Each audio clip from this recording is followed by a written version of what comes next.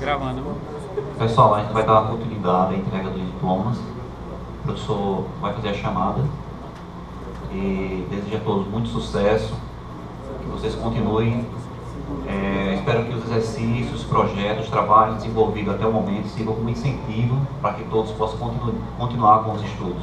Lembre sempre que o estudo é a forma mais inteligente de garantir o futuro. Então não desistam, que deem continuidade fazendo pós-graduação, mestrado, doutorado, pós-doutorado, porque isso é que nos faz crescer e sempre buscando desenvolver algo que possa impactar socialmente o mundo em que vivemos, para tornar o mundo mais justo, mais digno para todos. Então eu gosto sempre de citar uma fala de Bob Dylan, o grande guitarrista, tecladista, compositor, que sempre disse que o homem só é feliz quando ele acorda pela manhã e vai dormir à noite. E nesse meio tempo ele faz aquilo que gosta. Eu acredito que se os senhores estão aqui hoje, é porque gostam daquilo que faz. Então, muito sucesso, que Deus abençoe a todos. Obrigado.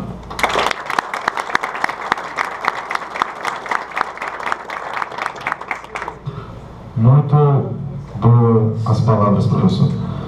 Bem, vamos dar início à nossa colação de grau, propriamente dita, para que possamos conferir cada um dos graus dos senhores.